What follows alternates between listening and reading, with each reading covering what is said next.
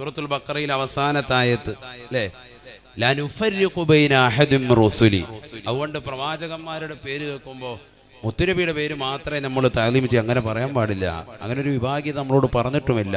ഖുർആൻ ഓതി വ്യക്തമായി പഠിപ്പിക്കുന്നു, ഒരു വിവേചനവും പാടില്ല, വെറുതിരിവ് പാടില്ല. ഉറക്കെ പറയണം സയ്യിദുനാ നൂഹ്, നമ്മൾ മാതൃകയാകണം മറ്റുള്ളവർക്ക്. സയ്യിദുനാ ഈസാ, സയ്യിദുനാ ഇബ്രാഹിം. അങ്ങനെ മടിക്കണ്ട, ബഹുമാനിക്കേണ്ടവരെ ബഹുമാനിക്കുക. തഅലീമു മാ അല്ലമഹുല്ലാ, അല്ലാഹു ബഹുമാനിച്ച വസ്തുക്കളെ ബഹുമാനിക്കുക.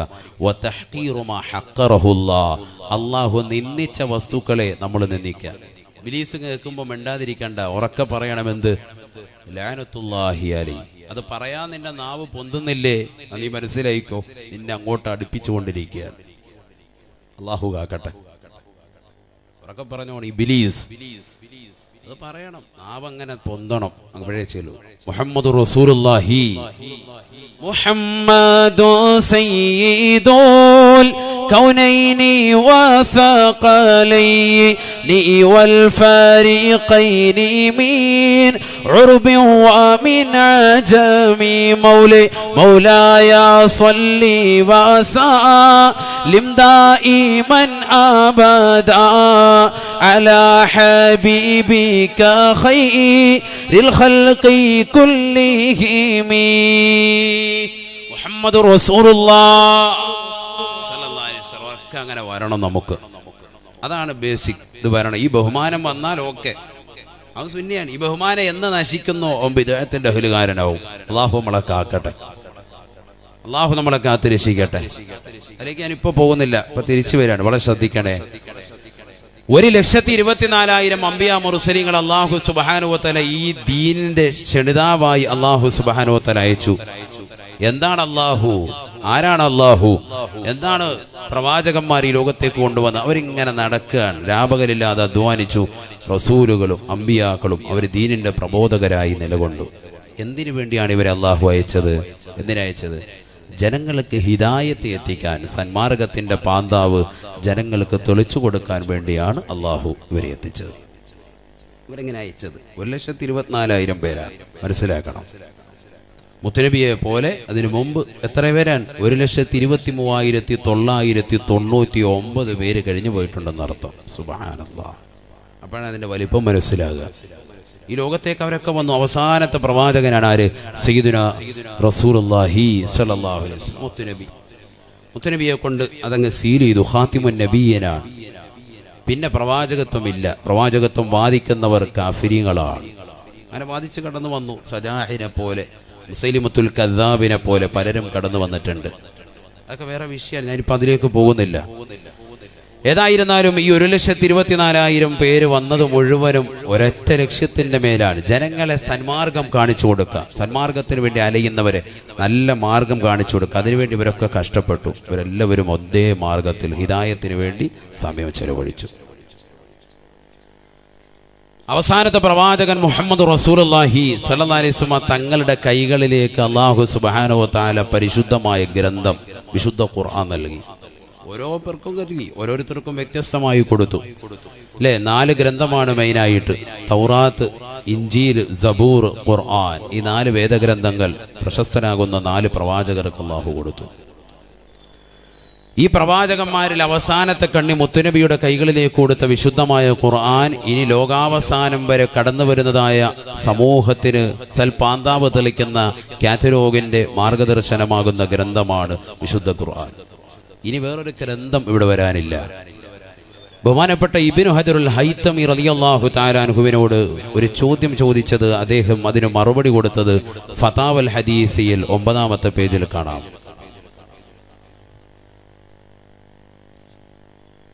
9-ാമത്തെ പേജിൽ ദർശിക്കാം. അദ്ദേഹത്തോട് ചോദിക്കപ്പെട്ടു, ഇനി നാളെ ബഹുമാനപ്പെട്ട ഈസാ നബി അലൈഹിസ്സലാത്തു വസ്സലാം അദ്ദേഹം നാളെ കടന്നു വരുമല്ലോ. ശത്രുക്കളുടെ ശല്യം സഹിക്കവയ്യാതെ ആകാശ ലോകത്തേക്ക് അല്ലാഹു സുബ്ഹാനഹു വ തആല ഉയർത്തിക്കൊണ്ടു പോയതാണല്ലോ സയ്യിദുനാ ഈസാ നബി അലൈഹി സ്വലാമിനെ. ഈസാ നബി അലൈഹി സ്വലാത്തു വസ്സലാം നാളെ ഡമസ്കസിലെ വെള്ളമിനാരത്തിൽ 2 മലക്കുകളുടെ ചിറകിൻ കീഴിലായിട്ട് അദ്ദേഹം ഇറങ്ങി വരുമെന്ന് ആദരവായ സയ്യിദുനാ റസൂലുള്ളാഹി ചോദിച്ചു. ഇബ്നു ഹജറുൽ ഹൈതമി റളിയല്ലാഹു അൻഹു വലിയ പണ്ഡിതനാണ്. ഷാഫി മദ്ഹബിലെ പ്രബല പണ്ഡിതനാണ്. തുഹ്ഫത്തുൽ മുഹ്താദി എന്നുള്ള മിൻഹാജിന് വലിയ ശറഹ് എഴുതിയ വ്യക്തിയാണ്. 10 വാല്യങ്ങളുള്ള വലിയൊരു കിതാബാണ് തുഹ്ഫ. അതിനെ ശറഹ് എഴുതിയ വ്യക്തിയാണ് ബഹുമാനപ്പെട്ട ഇബ്നു ഹജറുൽ ഹൈത്തമി റളിയല്ലാഹു അൻഹു. അദ്ദേഹത്തിന്റെ ശിഷ്യനാണ് ബഹുമാനപ്പെട്ട ഫത്ഹുൽ മുഈൻ രചിച്ച സൈനുദ്ദീൻ അൽ മഖ്ദൂമി സുബ്ഹാനല്ലാഹ് റളിയല്ലാഹു അൻഹു. മഹാനുഭാവൻ, വലിയ മഹാനെന്നർത്ഥം. മക്കയിലെ മുദരിസായിരുന്നു ആര്? ഇബ്നു ഹജറുൽ ഹൈത്തമി റളിയല്ലാഹു അൻഹു. നമ്മൾ മങ്കൂസ് മൗലൂദ് ഓതാറുണ്ട് അല്ലേ? ഓതാറുണ്ടോ ഇല്ലയോ? ഓതാ കഴിക്കാൻ ഫുഡ് അടിക്കാനേ ചെല്ലുള്ളൂ. ഓതാറുള്ളവരെന്ന് കൈ ഉയർത്തിക്ക്. ഓതിയിട്ടുള്ളവർ എന്താ ഓതിയിട്ടില്ല ഉസ്താദെ, കഴിച്ചിട്ടേ ഉള്ളൂ. അതിൽ സദസ്സിൽ പങ്കാളികളായിട്ടില്ലേ അല്ലേ? എത്ര പേരുണ്ടോ? ഒന്ന് കൈ ഉയർത്തിക്കാൻ നോക്കട്ടെ. അൽഹംദുലില്ലാഹ്, മാഷാ അല്ലാഹ്, അല്ലാഹു കബൂലാക്കട്ടെ. ആ മങ്കൂസ് മൗലൂദ് രചിച്ചത് സൈനുദ്ദീൻ മഖ്ദൂം റളിയല്ലാഹു അൻഹു. അദ്ദേഹത്തിന്റെ ഉസ്താദാകുന്ന ഇബ്നു ഹജറുൽ ഹൈത്തമി റളിയല്ലാഹു അൻഹു നാട്ടിലേക്ക് വന്നപ്പോൾ മങ്കൂസ് മൗലൂദ് നബി സല്ലല്ലാഹു അലൈഹി വസല്ലം തങ്ങളെ പ്രകീർത്തിച്ചിട്ടുള്ള ഈ മങ്കൂസ് മൗലൂദ് കാണിച്ചു കൊടുത്തു എന്നുള്ളതാണ്. അപ്പോൾ ഉസ്താദ് അവറുകൾ ഒരു ദുആ എഴുതി കൊടുത്തു. ആ ദുആ ആണ് ഇന്ന് മങ്കൂസ് മൗലൂദിന്റെ അവസാനം നമ്മളൊക്കെ ദുആരക്കാറുള്ള ഒരു പ്രാർത്ഥന. ഏതാണത്? اللهم صل على سيدنا محمد صلاة تنجينا بها من جميع الأهوال والبليات وتسلمنا بها من جميع الأسقام والآفات وتطهرنا بها من جميع السيئات وتغفر لنا بها جميع الخطيئات وتقضي لنا بها جميع الحاجات وترفعنا بها عندك أعلى الدرجات وتبلغنا بها أقصى الغايات من جميع الخيرات في الحياة وبعد الممات. പരിചയമില്ലാത്ത ആരെങ്കിലും ഉണ്ടോ? ഇല്ല. പള്ളികളിൽ പോയി എല്ലാ റബീഉൽ വരെ ഈ മാസം ഏകദേശം 30-31 തുടങ്ങും. അപ്പോൾ 1 മുതൽക്ക് 12 വരെ എല്ലാ പള്ളികളിലും സജീവമായിട്ട് മങ്കൂസ് മൗലൂദ് ഉണ്ടാവും. അതിന് പങ്കെടുത്തിട്ട് എല്ലാ ഉസ്താദുമാർ ദുആ ഇറക്കും. ഈ ദുആ എല്ലാ പള്ളികളിലും ഉണ്ട്. വീടുകളിൽ ഓതുന്നവർ ഈ ദുആ ഇറക്കും. ഈ ദുആ അറിയപ്പെടുന്നത് ദുആഉൽ ഹൈത്തമി എന്നാണ്. എന്ന് പറഞ്ഞാൽ ആരുടെ ദുആ ആണ്? സൈനുദ്ദീൻ മഖ്ദൂം റളിയല്ലാഹു അൻഹു രചിച്ച മങ്കൂസ് മൗലൂദിന് ദുആ ഇരുന്ന അദ്ദേഹത്തിന്റെ ഉസ്താദ് നാട്ടിൽ വന്നപ്പോൾ അദ്ദേഹം എഴുതി കൊടുത്തതാണ് ദുആഉൽ ഹൈത്തമി എന്നാണ് ഈ ദുആന് അറിയപ്പെടുന്നത്. ആരുടെ ദുആ? ഇബ്നു ഹജറുൽ ഹൈത്തമി റളിയല്ലാഹു റളിയല്ലാഹു വലിയ മഹാനാണ്. അപ്പോൾ മക്കയിലെ മുദരിസായിരുന്നു, വലിയ മഹാനാണ്. ഞാനിപ്പോൾ അത് വിശദീകരിച്ചു പോകുന്നില്ല. അങ്ങനെ ഓരോരുത്തരെ പറയുകയാണെങ്കിൽ നമ്മളെ സമയം പോകും, വിഷയത്തിൽ നിന്ന് തെന്നും. അതുകൊണ്ട് ഞാൻ തിരിച്ചു വരുന്നു. ഇബ്നു ഹജറുൽ ഹൈത്തമി റളിയല്ലാഹു തആല അദ്ദേഹത്തോട് ചോദിച്ചു, നാളെ ഈസാ നബി അലൈഹി സ്വലാത്തു വസ്സലാം ഡമസ്കസിൽ വെള്ളമിനാരത്തിൽ 2 മലക്കുകളുടെ ചിറകിൻ കീഴിലായി ഭൂമിയിലേക്ക് ഇറങ്ങി വരുമെന്ന് മുത്തുനബിയുടെ ഹദീസിൽ കാണുന്നുണ്ടല്ലോ. അതുകൊണ്ട് എങ്കിൽ അദ്ദേഹം കടന്നു വരുമ്പോൾ ഇവിടെ ആരുടെ ആശയ ആദർശങ്ങളായിരിക്കും അദ്ദേഹം ദഅവത്ത് നടത്തുക? കാരണം ഈസാ നബിയും ഒരു പ്രവാചകനായിരുന്നല്ലോ. അദ്ദേഹം ജീവിച്ചിരുന്ന കാലഘട്ടത്തിലുള്ള മസലകളായിരിക്കുമോ ഇനി അവസാന കാലഘട്ടത്തിൽ അദ്ദേഹം ഇറങ്ങി വരുമ്പോൾ പ്രബോധനം നടത്തുക എന്ന ചോദ്യത്തിന് മറുപടിയായി ഇബ്നു ഹജറുൽ ഹൈത്തമി റളിയല്ലാഹു അൻഹു ഫതാവയിൽ കൊടുത്തത് കാണാം. അദ്ദേഹം അതിന് മറുപടി കൊടുത്തത് കാണാം. അദ്ദേഹം പറഞ്ഞു, ഇനി അദ്ദേഹം കടന്നു വരുമ്പോൾ ഇവിടെ പ്രബോധനം നടത്തുന്നത് മുത്തുനബി മുഹമ്മദ് റസൂലുള്ളാഹി സല്ലല്ലാഹു അലൈഹി വസല്ലം തങ്ങളുടേതാകുന്ന ദഅവത്ത് അനുസരിച്ചാണ്. നബി തങ്ങൾ ഏതൊക്കെ രീതിയിലാണോ മസലകൾ ക്രോഡീകരിച്ചിട്ടുള്ളത് ആ ഒരു ആശയവും ആദർശവും ആയിരിക്കും അദ്ദേഹം ഇനി ഇവിടെ പങ്കുവെക്കുക എന്ന് ഇബ്നു ഹജറുൽ ഹൈത്തമി റളിയല്ലാഹു അൻഹു.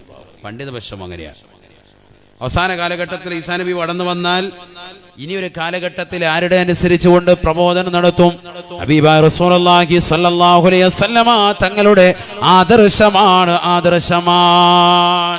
ആണ് ഞാൻ പറഞ്ഞത്. അവസാന കാലഘട്ടം വരെ ഇനി ഒരൊറ്റ പ്രവാചകൻ, ആ പ്രവാചകന്റേതാകുന്ന വിശുദ്ധ ഖുർആൻ അലയൊലി കൊള്ളും. ജനങ്ങളുടെ കാറ്റലോഗ് വഴികാട്ടി ഖുർആനാണ് നമ്മുടെ ഗ്രന്ഥം. അല്ലാഹു തൗഫീഖ് നൽകട്ടെ.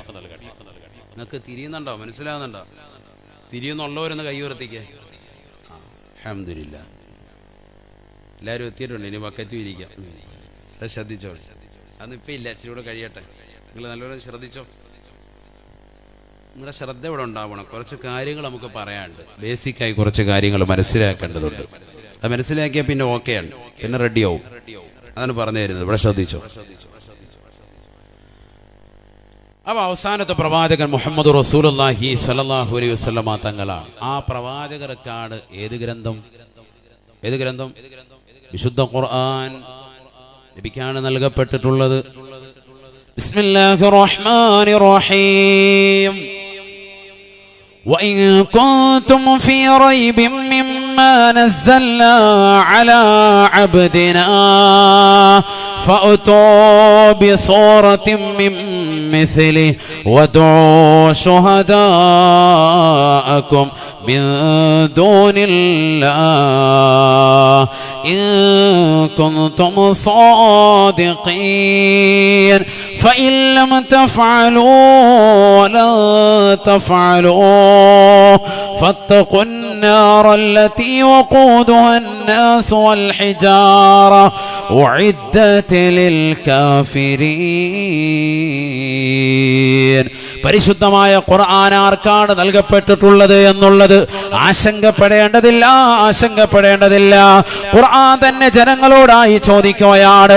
വൈൻ കുന്തും ഫീ റൈബിൻ മിമ്മാ നസ്സൽനാ അലാ അബ്ദിനാ, നമ്മുടെ ദാസന്റെ കൈവശം നാം ഇറക്കി കൊടുത്ത പരിശുദ്ധമായ ഖുർആനിൽ നിങ്ങൾ സംശയാലുക്കളാണ് എങ്കിൽ ഫൗതൂ ബിസൂറത്തിൻ മിൻ മിസ്ലി, അതുപോലെയുള്ള ഒരു സൂക്തത്തെ നിങ്ങൾ കൊണ്ടുവരണേ, അതുപോലെയുള്ള ഒരു ആയത്തിനെ നിങ്ങൾ കൊണ്ടുവരണേ. ഹബീബായ റസൂലുള്ളാഹി സ്വല്ലല്ലാഹു അലൈഹി വസല്ലമ തങ്ങൾ വിശുദ്ധമായ ഖുർആനുമായി മക്കയിലെ മുശ്രിക്കുകളുടെ സമുദ്രത്തിലേക്ക്, മക്ക കുഫാറുകളുടെ ചാരത്തേക്ക് ഖുർആൻ ജിബ്രീൽ മുഖേന അവതരിച്ചതായ ഖുർആൻ, അല്ലാഹുവിന്റെ ദർബാറിൽ നിന്ന് കടന്നു വന്ന വിശുദ്ധമായ ഖുർആൻ, ആ ഖുർആൻ റസൂലുള്ളാഹി ഓതി കൊടുക്കുമ്പോൾ അവഗണിച്ചതാകുന്നതായ സമൂഹത്തിന്റെ മുമ്പാകെ ഇതാ വീണ്ടും ഖുർആൻ അവതരിക്കുകയാണ്. നമ്മുടെ ദാസന്റെ കൈവശം നാം ഇറക്കി കൊടുത്തതായ പരിശുദ്ധമായ ഖുർആനിൽ നിങ്ങൾ സംശയാലുക്കളാണ് എങ്കിൽ അതുപോലെയുള്ള ഒരു സൂക്തത്തെ നിങ്ങൾ കൊണ്ടുവരണേ. നിങ്ങൾക്ക് സാധിക്കുകയില്ല.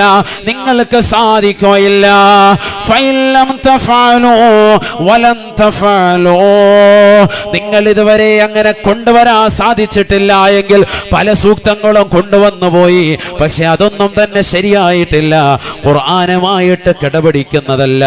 ഖുർആനിന്റെ അർത്ഥവ്യാപ്തിയിൽ, ഖുർആനിൻ്റെതാകുന്ന ആശയ സമ്പുഷ്ടതയിൽ അതെല്ലാം തോറ്റുപോവുകയാണ്. സുബ്ഹാനല്ലാഹ്. ഖുർആനിന്റെ ഫസാഹത്തിൽ, ഖുർആനിന്റെ ബലാഗത്തിൽ അതൊന്നും പിടിച്ചു നിൽക്കാൻ സാധിക്കുന്നില്ല.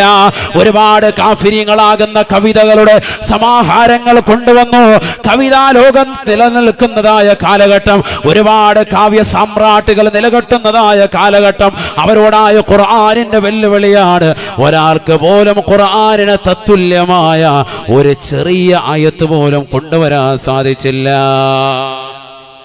ഇതല്ല എന്റെ വിഷയം. അതിനകത്ത് അല്ലാഹു സുബ്ഹാനഹു വ തആല ചോദിക്കുന്നുണ്ട്, വഇൻ കുന്തും ഫീ റൈബിൻ മിമ്മാ നസ്സൽനാ അലാ അബ്ദിനാ, നമ്മുടെ ദാസന്റെ കൈവശം നാം ഇറക്കി കൊടുത്ത വിശുദ്ധ ഖുർആനിൽ നിങ്ങൾ സംശയാലുക്കളാണ് എങ്കിൽ. ആർക്കാണ് ഈ ഖുർആൻ ഇറക്കി കൊടുത്തിട്ടുള്ളത്? അലാ അബ്ദിനാ. ആർക്കാണ്? നമ്മുടെ ദാസൻ. ആരാണത്? മുഹമ്മദ് റസൂലുള്ളാഹി. സൂറത്തുൽ കഹ്ഫ് വെള്ളിയാഴ്ച ഓതുന്ന സൂക്തം ഓതോ? എവിടെ? ഫത്ഹുൽ മൈൻ മരിച്ചു നോക്കണം. ഷാഫി മദ്ഹബിലെ പ്രബല ഗ്രന്ഥം. 3 പ്രാവശ്യം ഓതണം എന്നാണ്. ഒന്ന് വെള്ളിയാഴ്ച രാവ്. ഇവിടെ ആരോടെ ഈ പറയുന്നത്? സുന്നികളോട്. ഒന്ന് വെള്ളിയാഴ്ച രാവ്, മറ്റൊന്ന് സുബഹി കഴിഞ്ഞ്, വെള്ളിയാഴ്ച രാവിലെ സുബഹി നമസ്കാരം കഴിഞ്ഞ്. രണ്ടാമത്തത് സൂറത്തുൽ കഹ്ഫ്. മൂന്നാമത്തത് ജുമഅക്ക് മുമ്പ്. പള്ളി കയറിയിട്ട് ജുമഅക്ക് നേരത്തെ കയറണമല്ലോ. കോഴിമുട്ട വാങ്ങാനല്ല കയറേണ്ടത്, ഒട്ടകത്ത് അറുത്ത കൂലി കിട്ടണം. അതിനുവേണ്ടിയാണ് പോകേണ്ടത്. അതൊക്കെ കൂലി പറയുന്നിടത്താണ്. തിരിയുന്നവർക്ക് തിരിയും. നമ്മൾ അതിലേക്ക് കൂടുതൽ പോകണ്ട. കൂലി വിഭജിച്ചിട്ടുണ്ടല്ലോ. ആദ്യം പോകുന്ന സമയത്ത് പോകുന്നവന് ഒട്ടകത്തെ അറുത്ത കൂലി കിട്ടും. സയ്യിദുനാ റസൂലുള്ളാഹി ഒട്ടകത്തെ അറുത്തതിന് ദാനം ചെയ്ത കൂലി. ഓരോരുത്തർ ഘട്ടം ഘട്ടമായി വെച്ചു. അവസാനം പറഞ്ഞത് കോഴിമുട്ടയാണ്. നമ്മൾ ആ കോഴിമുട്ട വാങ്ങുന്നുണ്ടോ എന്നുള്ളതാണ് സംശയം. അത് തന്നെ ഇല്ല. അള്ളാഹു നമ്മളെ കാക്കട്ടെ. അതൊക്കെ വേറെ സബ്ജക്റ്റാണ്. നിസ്കാരമൊക്കെ നിങ്ങൾ വെച്ചോളി. ഇല്ല, യൂട്യൂബിലുണ്ട് ഞാൻ പറഞ്ഞത് തന്നെ നിസ്കാരത്തെ കുറിച്ച്. ഒന്ന് കേട്ടോളി. അള്ളാഹു നമുക്ക് ഇബാദത്തിലേക്ക് കണിശത നൽകി അനുഗ്രഹിക്കട്ടെ. ശ്രദ്ധിക്കണേ. സൂറത്തുൽ കഹ്ഫ് അങ്ങനെ 3 പ്രാവശ്യമാണ് ഓതുന്നത്. സൂറത്തുൽ കഹ്ഫിന്റെ ആദ്യത്തെ ആയത്ത് എന്താണത്? ബിസ്മില്ലാഹിർ റഹ്മാനിർ റഹീം അൽഹംദുലില്ലാഹില്ലദീ അൻസല അലാ അബ്ദിഹിൽ കിതാബ് വലം യജ്അൽ ലഹു ഇവജാ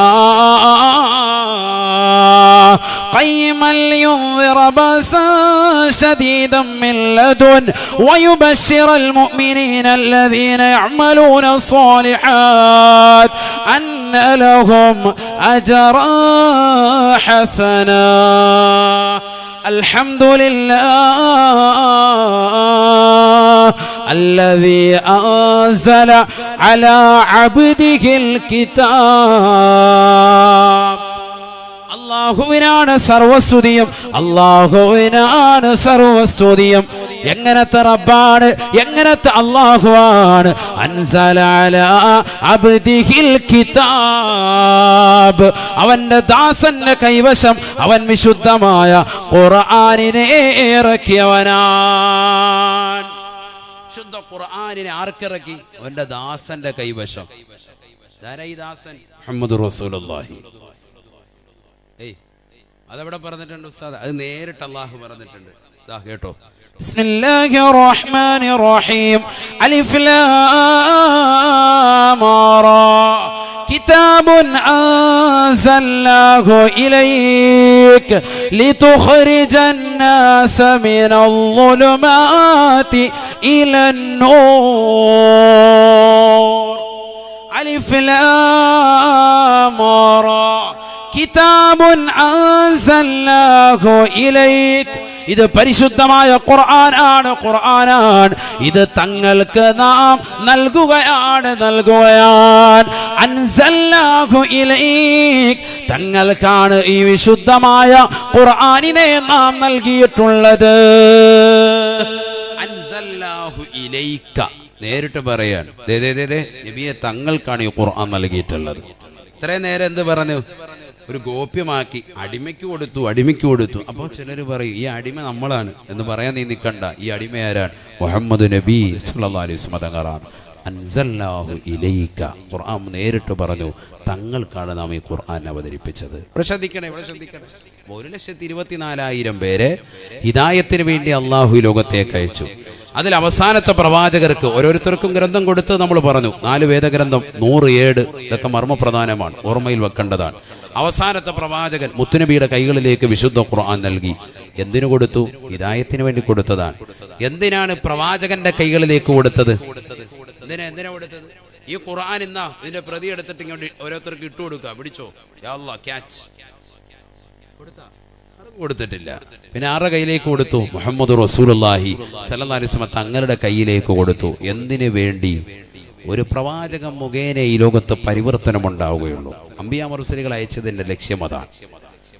ഹിദായത്ത് ജനങ്ങൾക്ക് സിദ്ധിക്കണമെങ്കിൽ കേവലം ഒരു കിതാബ് ഓതിപ്പടിച്ചത് കൊണ്ട് അവർ ഹിദായത്ത് എത്തിക്കൂല. ഖുർആന്റെ പരിഭാഷ വായിച്ചത് കൊണ്ട് നന്നാവൂല.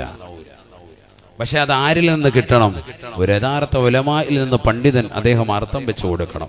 അതിനർത്ഥം ഇങ്ങനെയാണ്, അതിന്റെ ആശയം എങ്ങനെയാണ്, ആ ആയത്ത് കൊണ്ട് അർത്ഥമാക്കുന്നത് ഇതാണ് എന്ന് പറഞ്ഞു കൊടുക്കത്തക്ക രീതിയിൽ ഒരു ആലിമിന്റെ കീഴിൽ പഠിക്കുമ്പോഴേ അത് യഥാർത്ഥമായി ഉപകാരപ്പെടുകയുള്ളൂ. അതുകൊണ്ട് ഖുർആൻ അല്ലാഹു അവതരിപ്പിച്ചത് ആർക്കാണ്? മുത്തുനബിയുടെ കൈകളിലേക്കാണ്. എന്നിട്ട് ഖുർആൻ തന്നെ പറയാൻ, أنزلناه إليك لتخرج الناس من الظلمات إلى النور لتخرج الناس من الظلمات إلى النور. തങ്ങൾക്ക് നാം വിശുദ്ധമായ ഖുർആൻ നൽകിയത് തങ്ങളെ ജനങ്ങളെ ഹിദായത്തിന്റെ സന്മാർഗത്തിന്റെ പാന്താവിലേക്ക് തെളിക്കാനാണ്. മിനൽ-ളുലുമാതി ഇലൻ-നൂർ, ഇരുട്ടിൽ നിന്ന് പ്രഭയുടെ കേന്ദ്രത്തിലേക്ക്, ഇരുളിൽ നിന്ന് വെളിച്ചത്തിലേക്ക് തങ്ങൾ വേണം ജനങ്ങളെ പുറപ്പെടുവിക്കാൻ. ജനങ്ങൾ ഇരുട്ടിൽ കടക്കാൻ, ഡാർക്ക് ഏജ് എന്ന യുഗമാണ്. ഇവിടെ നിന്ന് ജനങ്ങളെ ഇനി നല്ല കുന്തും ഖൈറ ഉമ്മ എന്ന് പറയുന്ന ഒരു കോലത്തിലേക്ക് തങ്ങൾ കൊണ്ടുപോകണം. ഉത്തമ സമുദായം എന്ന് പറയുന്ന രൂപത്തിൽ തങ്ങൾ കൊണ്ടുപോകണം. അതാണ് തങ്ങളുടെ ജോലി. അതിന് തങ്ങളുടെ കയ്യിലേക്ക് നാം ഇത് നൽകി. ജനങ്ങളുടെ കൈക്കലേക്കല്ല അല്ലാഹു തആല ഖുർആന്റെ പ്രതി കൊടുത്തത്. വളരെ ശ്രദ്ധിക്കണം. ആരുടെ കയ്യിൽ? മുഹമ്മദ് റസൂലുള്ളാഹി സ്വല്ലല്ലാഹു അലൈഹി വസല്ലം തങ്ങൾക്കാണ് ഇറക്കിയത്. എന്തിന്? ലിയുഖ്രിജന്നാസ, ഖുർആൻ ജനങ്ങളെ നന്നാക്കുകയോ പുറപ്പെടുവിക്കുക എന്നല്ല പറഞ്ഞത്. ലിതുഖ്രിജന്നാസ, നബിയെ തങ്ങൾ ജനങ്ങളെ നന്നാക്കണം. മനസ്സിലായോ? ആണ് ഞാൻ പറഞ്ഞത്. ശ്രദ്ധിക്കണം, ആയത്തുകൾ വളരെ ശ്രദ്ധിക്കണം. തങ്ങളാണ് ജനങ്ങളെ നന്നാക്കേണ്ടത്. അങ്ങനെയല്ലേ ഇബ്രാഹിം നബി അലൈഹി സ്വലാത്തു വസ്സലാം പരിശുദ്ധമായ കഅബാലയം പണിതിട്ട് അള്ളാഹുവിനോട് ദുആ ചെയ്യുന്നത് എന്താ? ശ്രദ്ധിക്കണേ. ഇബ്രാഹിം നബി അലൈഹി സ്വലാത്തു വസ്സലാമിനോട് അല്ലാഹു സുബ്ഹാനഹു വ തആല പരിശുദ്ധമായ കഅബ പണിയാൻ വേണ്ടി കൽപ്പിക്കുകയാണ്. വഅഖദിനാ ഇലാ ഇബ്രാഹീമ വ ഇസ്മാഈൽ അൻ തഹ്ഹിറാ ബൈതിയ ലിത്വാഇഫീൻ വൽ ആകിഫീന വറുകഇസ് സുജൂദ്. ഇബ്രാഹിം നബി അലൈഹി സ്വലാത്തു വസ്സലാമിനോട് അല്ലാഹു സുബ്ഹാനഹു വ തആല കരാറിടുകയാണ്. നീ തീർച്ചയായും പരിശുദ്ധമായ കഅബ പണിയണേ. ഇബ്രാഹിം നബി അലൈഹി സ്വലാത്തു വസ്സലാം തന്റെ പ്രിയപ്പെട്ട മകനാകുന്ന ഇസ്മായിലിനെ ചേർത്ത് വെച്ചുകൊണ്ട് പരിശുദ്ധമായ കഅബ ഇതാ പണിയുകയാണ്. സുബ്ഹാനല്ലാഹ്. ലോകത്തുള്ള സർവ്വജനങ്ങൾക്കും ഇതാ തിരിഞ്ഞ് നമസ്കരിക്കാനുള്ള മനോഹരമായ ഖിബലയാണ്. ലോകത്തിന്റെ പ്രഭവ കേന്ദ്രമാണ്, കേന്ദ്ര ബിന്ദുവാണല്ലോ പരിശുദ്ധമായ കഅബ. ആ കഅബയുടെ പണി പൂർത്തീകരിച്ചിട്ട് ഇബ്രാഹിം നബി അലൈഹിസ്സലാം അല്ലാഹുവിനോട് ദുആ ചെയ്യുകയാണ്. വഇദ് യർഫഉ ഇബ്രാഹിമുൽ ഖവാഇദ മിനൽ ബൈത്ത് വഇസ്മാഈൽ റബ്ബനാ തഖബ്ബൽ മിന്നാ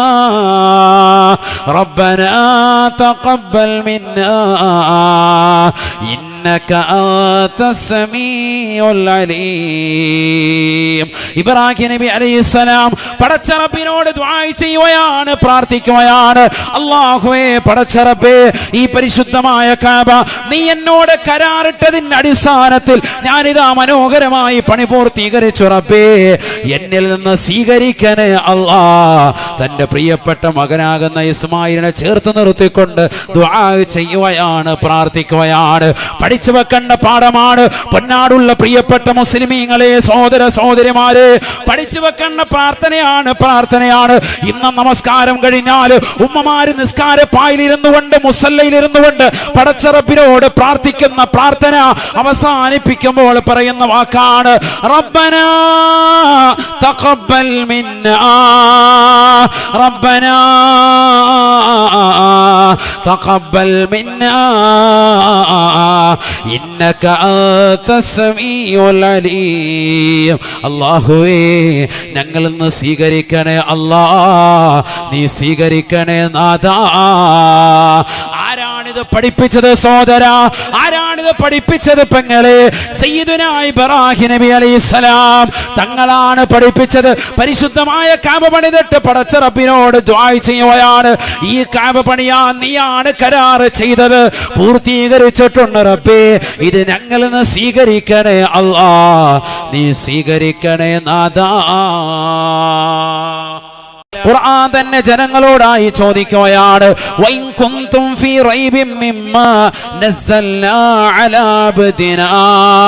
നമ്മുടെ ദാസന്റെ കൈവശം നാം ഇറക്കി കൊടുത്ത പരിശുദ്ധമായ ഖുർആനിൽ നിങ്ങൾ സംശയാലുക്കളാണ് എങ്കിൽ ഫൗതൂ ബിസൂറത്തിൻ മിൻ മിസ്ലി, അതുപോലെയുള്ള ഒരു സൂക്തത്തെ നിങ്ങൾ കൊണ്ടുവരണേ, അതുപോലെയുള്ള ഒരു ആയത്തിനെ നിങ്ങൾ കൊണ്ടുവരണേ.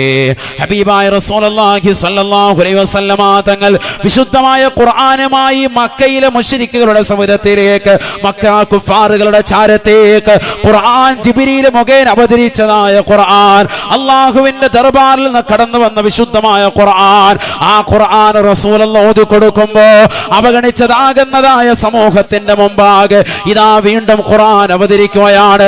നമ്മുടെ ദാസന്റെ കൈവശം നാം ഇറക്കി കൊടുത്തതായ പരിശുദ്ധമായ ഖുർആനിൽ നിങ്ങൾ സംശയാലുക്കളാണ് എങ്കിൽ ഫൗതൂ ബിസൂറത്തിൻ മിൻ മിസ്ലിഹി, അതുപോലെയുള്ള ഒരു സൂക്തത്തെ നിങ്ങൾ കൊണ്ടുവരണേ.